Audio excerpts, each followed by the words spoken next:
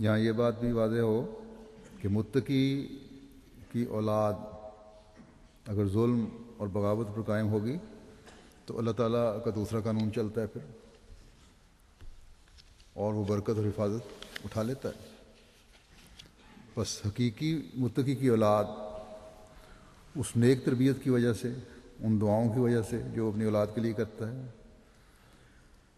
خود بھی تقوی پر چلنے کی کوشش کرنے والی ہوتی ہے، اور اس طرح نیکی کی جاگ کے ساتھ اگلی نسل میں اللہ تعالیٰ کی محبت، برکت اور حفاظت کی جاگ بھی لگتی چلی جاتی ہے۔ بس حضرت مسیح موعود علیہ الصلوۃ والسلام کے یہ الفاظ کسی قانون قدرت کے خلاف نہیں اور نہ واقعات کے خلاف ہیں کہ نوح کا بیٹا کیوں پھر غرق ہو گیا۔ نوح کے بیٹے نے اس تقوی سے حصہ لینے کی کوشش ہی نہیں کی، بلکہ بغاوت کی، اس لیے اپنے انجام کو پہنچا۔ لیکن ایک نیک اور متقی اولاد کی شخص کی اولاد اگر شرک کے علاوہ کسی بھی قسم کی کمزوری دکھاتی ہے یا ناسمجھی کی وجہ سے مادی رزق میں یا کاروبار میں کسی قسم کا دھچکا لگتا ہے اسے یا احتمال ہوتا ہے، تو اللہ تعالیٰ ایسے حالات ہی نہیں کرتا جس کی وجہ سے اس کا اتنا برا حال ہو جائے کہ بھوک کے حالات پیدا ہو جائیں، بلکہ ان کو جلد سنبھالا دے دیتا ہے۔ اور اگر وہ تقوی پر قائم ہو تو وہ اللہ تعالیٰ کے، اگر خود بھی قائم ہے انتہائی تقوی پر، تو اللہ تعالیٰ کے فضلوں کے نظارے خود بھی دیکھ لیتا ہے۔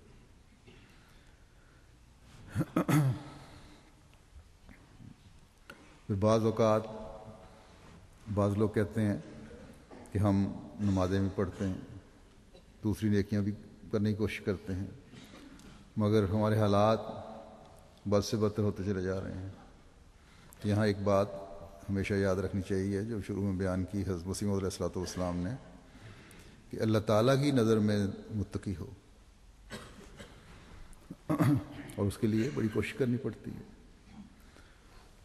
تو ایسے لوگوں کو فکر کرنے کی بہت زیادہ ضرورت ہے، استغفار پڑھنے کی بہت زیادہ ضرورت ہے۔ اللہ تعالیٰ کا وعدہ تو کبھی جھوٹا نہیں ہو سکتا۔ اگر کہیں کمی ہے تو ہمارے اندر ہی کمی ہے، ہماری کوششوں میں ہی کمی ہے۔ تقوی نام ہے باریک سے باریک نیکیوں کو بجا لانے کا، ان کا خیال رکھنے کا۔ بس اگر کہیں ایسی صورت پیدا ہو رہی ہے جہاں باوجود تمام ظاہری محنت اور کوشش کے حالات سے بد سے بدتر ہو رہے ہوں، تو ہمیں اپنے جائزے لینے چاہیے۔ مثلا حضرت مسیح موعود علیہ الصلوۃ والسلام نے فرمایا ہے کہ کاروباری آدمی کے متعلق، کاروبار کے سلسلے میں، کہ اس سلسلے میں اگر معمولی جھوٹ بھی بولا جائے تو یہ انسان کو تقوی سے دور لے جاتی ہے چیز، اور یہ اللہ تعالیٰ پر توکل کے بھی خلاف ہے۔ بس اللہ تعالیٰ کے انعامات سے فیض پانے کے لیے ہمیں اپنے باریک بینی سے جائزے لینے ہوں گے کہ کہیں ہماری باتوں میں جھوٹ کی ملانی تو نہیں، کہیں نیت کا کھوٹ تو نہیں، جو بھی کام کیا ہے صاف اور کھرا اور قول سدید سے کام لیتے ہوئے کیا ہے۔ قول سدید صرف سچائی کا نام نہیں ہے، بلکہ ایسی سچائی ہے جو واضح طور پر دوسرے کو سمجھ آنے والی ہو۔ پھر عبادت کا حق ہے، متقی بننے کے لیے عبادت کا حق ادا کرنا بھی ضروری ہے۔ بس حقیقی متقی وہی ہے جو حقوق اللہ ادا کرنے والا بھی ہو اور حقوق العباد ادا کرنے والا بھی ہو. اور اس کے لیے جیسا کہ میں نے کہا اپنے حقیقی طور پر گہرائی میں جا کر جائزے لینے کی ضرورت ہے. بعض لوگ بلکہ فی زمانہ تو ایک بہت بڑی تعداد دھوکے سے دولت کما لیتی ہے، بڑے امیر بن جاتے ہیں اور ظاہر میں بڑی کشائش رکھنے والے ہوتے ہیں، لیکن اللہ تعالیٰ کی نظر میں یہ دولت ان کے لیے آگ ہے. ایک تو اس دنیا میں ہی اس قسم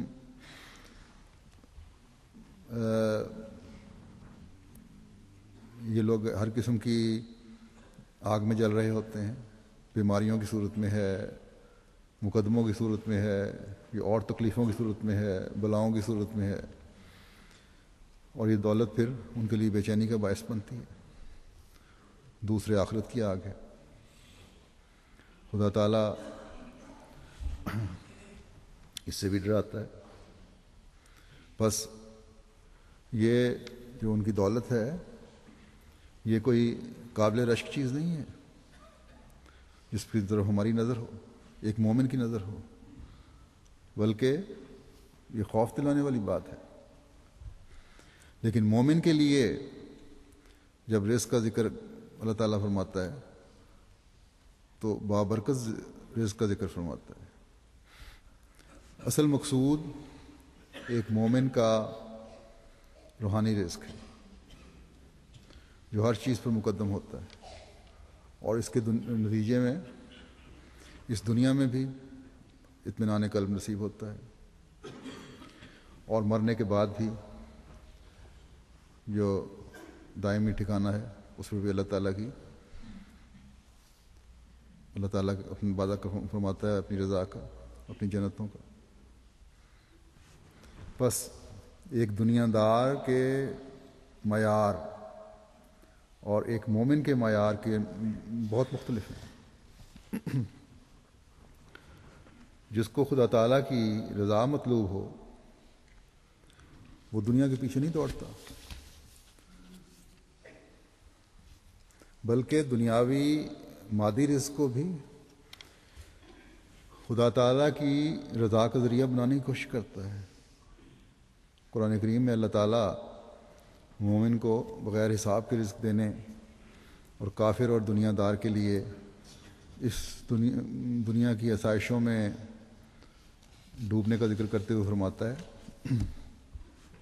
زُيِّنَ لِلَّذِينَ كَفَرُوا الْحَيَاةُ الدُّنْيَا وَيَسْخَرُونَ مِنَ الَّذِينَ آمَنُوا وَالَّذِينَ اتَّقَوْا فَوْقَهُمْ يَوْمَ الْقِيَامَةِ وَاللَّهُ يَرْزُقُ مَن يَشَاءُ بِغَيْرِ حساب.